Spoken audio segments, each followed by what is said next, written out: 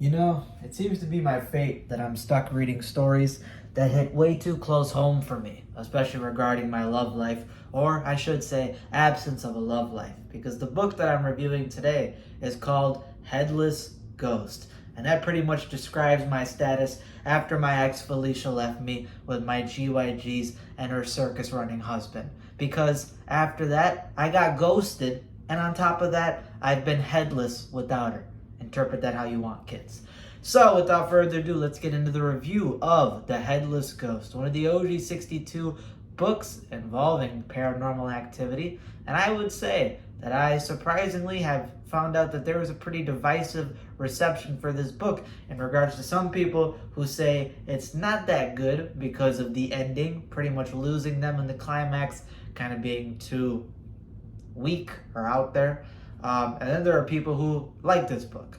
I would say that for me, I actually enjoyed this book quite a bit, and I would probably give it in the A tier in terms of OG62 books and Goosebumps books in general. I did quite enjoy it, and one of the main reasons I enjoy it, which you'll find out later, is because of the specific setting in regards to the book and the super creepy atmosphere and tension that you feel throughout it. So, without further ado, let's get into the review of The Headless Ghost, which should other be known as BD Horror, because again, that's how I feel right now with my love life.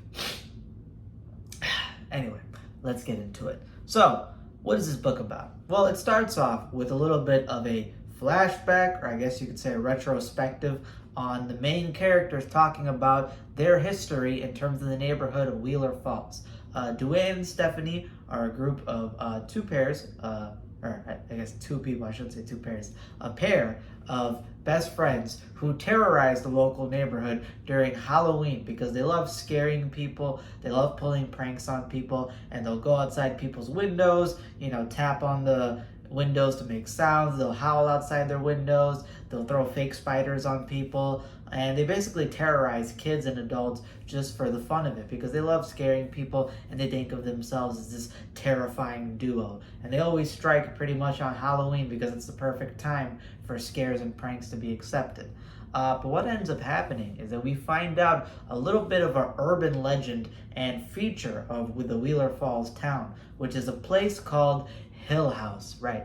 Hill House, Hill, not Hell, even though once you get into this building, Hill House will end up being a lot more like Hell House. And you'll find out why. Because in this town, this abandoned mansion called Hill House is a place of ghost tours. That's right. There are local ghost tours that this town is known for in this Hill House. And Duane and Stephanie have been going to them for a very long time. They went there so much that the regulars, the local guides there, I think his name is Otto, and Edna is one of the older ladies there. They both pretty much recognize Duane and Stephanie, the regulars there, and they have been on these tours so much that they know every little thing about it, and they love seeing other people who are there for the first time get scared at Otto's pranks and the features of the house because they're veterans at it, so they don't get scared by anything there. But they love just going there just for the fun of it, and they love the staff that works there. So they basically head there to Hill House, and we get a first perspective as to how these ghost tours go, where you enter the house, and you're not allowed to go to the upstairs highest floor. You're only allowed to go on the ground floor where the guides take you around. And it's a very creepy house. Again, it's an abandoned mansion. It's very dingy, very dark. It's basically lit by candlelight. There's shadows cast on the walls. And the main thing about this house is the urban legend that surrounds it, being that there was a sailor who had his wife, Annabelle, staying in the house, living there. By the way, her name's Annabelle. Rebuke. Anyone who's seen Annabelle, you know what I'm talking about. Apparently there's like a real life doll that's like that too, a cursed doll. If you get married or have anyone in your life named Annabelle, that's worse than Felicia, all right? I don't care if you're watching Felicia, you crazy ass woman. Annabelle is worse than that. Honestly, I wouldn't be surprised if Felicia had a family member named Annabelle because you don't date or get with anyone who's named something like that. It's just a messed up name. You know it spells trouble, and trouble is spelled Annabelle. All right, don't mess with it. Okay. Annabelle is a housewife living in this mansion, and the sailor's out there. And I believe, if I remember, the sailor died out during sea and never returned. And this caused his wife to be in grief, basically live out her life in depression in the mansion. And then eventually this house got sold over to another family, and they had a little boy who was very rotten, very evil, mean-spirited kid named Andrew. And Andrew, upon exploring this, dingy mansion and being a menace, he enters in the room, which apparently I think belonged to the sailor. And when he enters into the room of this, the sailor's room, he sees an apparition of a ghost, which happens to be the ghost of the dead sailor. Now, this may sound like a spoiler, but again, it's the urban legend which kind of sets up the rest of the story behind this house. So he sees this apparition of the ghost, and it basically ends on the ghost grabbing Andrew's head and ripping it off, decapitating him and taking him into being the new headless ghost that will haunt the mansion forever. That is the setup to this Hill House, all right? You have a sailor who dies out or goes missing at sea. His grief-stricken wife named Annabelle grieves in this house, and when it's passed over to the kid, the ghost finally comes back and decapitates a little kid. That's how dark this book is. And that's not the only stuff that happens throughout this book. You have other urban legends which surround this, I believe, house, which I don't remember all of them, but I know one was about, like, somebody dying in a dumbwaiter, like the pantry dumbwaiter or something. They died in there. I think another person got burned alive.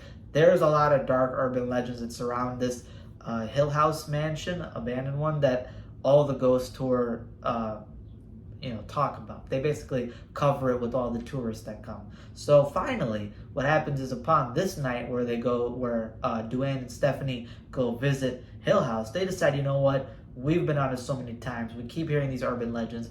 Let's just go upstairs. Let's sneak upstairs and see what's up there, because the tourists, the tour guides never let us go up there. They say it's prohibited. So you know what? Tonight, while the rest of the guys are occupied accompanying the tour, we'll sneak up there. However, upon entering this new tour group and then, planning to go up there, they keep noticing this kid. And this kid in the crowd keeps kind of staring at them. He's positioned at weird angles when the tour guide Otto is talking about stuff. He's sort of just in the corner, in the shadows, just kind of staring at them and staring at Duane and Stephanie. But they ignore him and they head up there. And they try to find Andrew's decapitated head, right? They're trying to find the headless ghost's head and see if it's actually up there, as these tour guides keep claiming. And upon that, you get onto the rest of the book, an adventure where they get lost through Hill House, and you have to explore through Hill House, see kind of the dark and dingy aspects to it, the scary, layers, and the ability to get lost in there, and to kind of uncovering more of the urban legends as you continue on. And then the second part of the book, which is basically meeting somebody, revisiting the house, and you get the climax and the twist ending. Now, I don't want to spoil the rest of the book because it's a really good book, so I would recommend you guys read it and find out more about it. And again, it sounds good when I describe it, but the atmosphere, the writing of the actual setting is fantastic. I love Hill House. And if we got a GYG, if we managed to get a Give Yourself Goosebumps book that was in Hill House, I think that would be really, really dope. I think maybe One Night at Paint House might be similar to that. I have to read that one. That's the next GYG that I plan on reading when I get to it.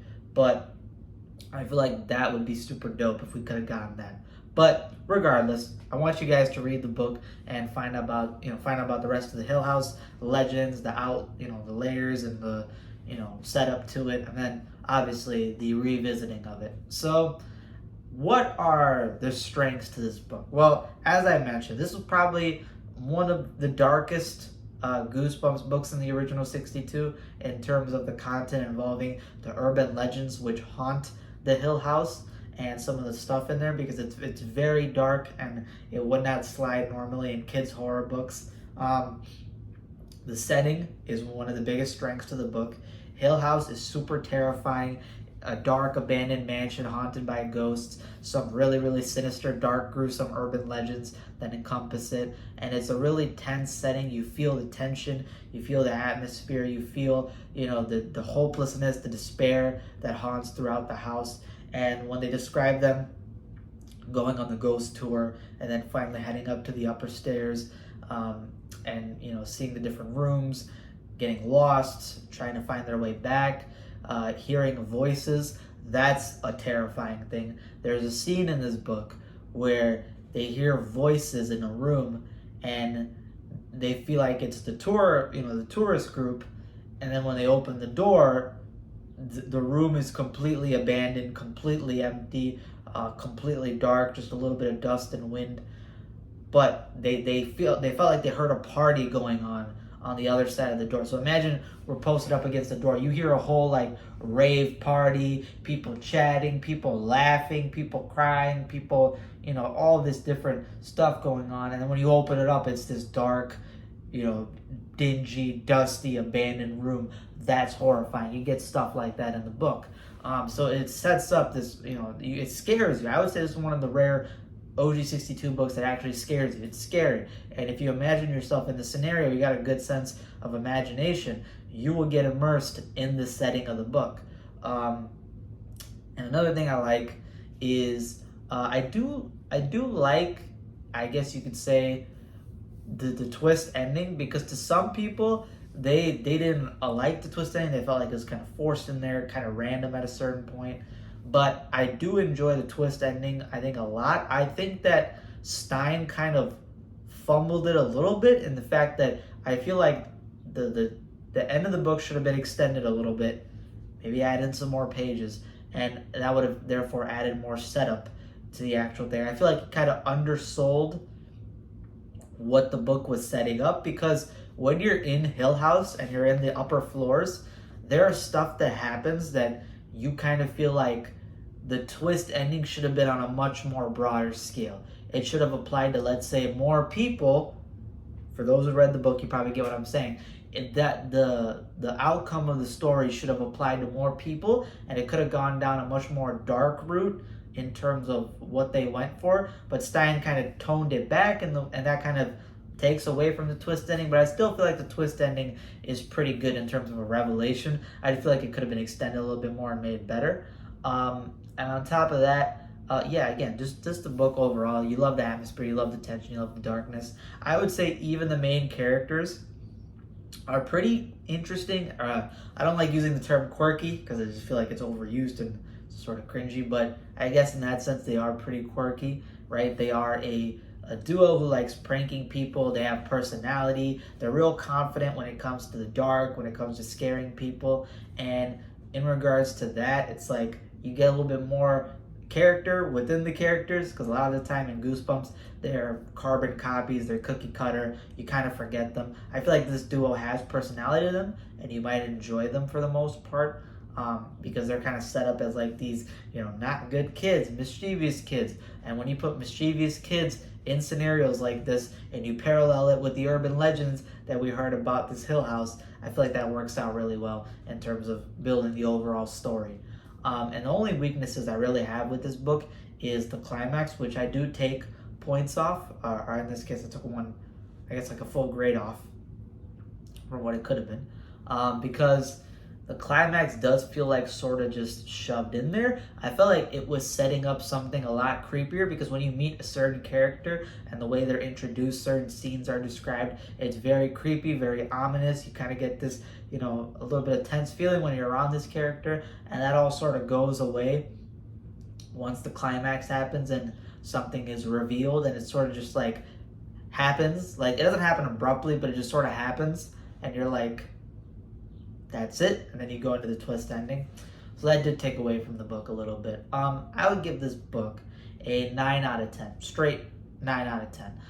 If I really did feel nitpicky about the climax, I'd probably give it at like minimum an 8.7, but I was a little bit more forgiving with it because I love the rest of the book, and I don't feel like the climax is necessarily terrible, it's just not the best one. So I give it a 9 out of 10. I recommend this book heavily. I hope you guys go out and read it. For anyone who's into ghost stories and hauntings, I feel like you would enjoy it. And that's kind of weird for me, because I felt like when I was going to start Goosebumps, I've always been a big monster guy, and ghosts, I don't get scared by ghosts. I don't really, that's not like, if you show me like a paranormal activity movie, ghost stuff does not scare me. I don't really care about it. But when I'm reading books, all the books about like dead people, zombies, or ghosts are always sometimes the best written ones for me, and I always end up enjoying them more. And I noticed that with Goosebumps and kids horror in general. Or minus Why I'm Not Afraid of Ghosts, which that piece of dog shit. We don't talk about that. The lowest of the low. But the rest of them I pretty much end up enjoying. So if you're a fan of paranormal activity, supernatural, urban legend, ghosts, even Halloween, the darkness, go read this book. All right, and that's all I have for today. I hope you guys enjoyed. Stay tuned for more reviews to come, and stay tuned for more content to come. Again, click on my channel, and I would appreciate it if you guys hit that subscribe button and hit that like button. It's a free way to support me. And also comment down below your own thoughts and opinions. How did you feel about this book? Did you like it? Did you not like it? Are you in the middle of it? Or in the middle with it, I should say, where you find it average? Let me know down below. And also, click on my channel. You'll see all different types of Goosebumps videos and reviews. If you've not seen any, go ahead and do it, and they're all in playlist as well. That's all I have for today. Deuces. And by the way, you should probably want to get an autograph from me because, again, Headless Ghost, all right? Now, that being said, if there's any women out there who want to, let's say, retcon that title, you know what I'm saying? My number, just DM me, and you got it, all right? You got it. Don't worry. Because, listen, man, I'm willing to support my audience. And since you guys would end up being fans of the book, any women who are fans of this book, you know what I'm saying? Just slide and hit me up, all right? YouTube, please don't demonetize this in the future if I happen to get monetized. Listen, it's just a joke. I don't mean it at all.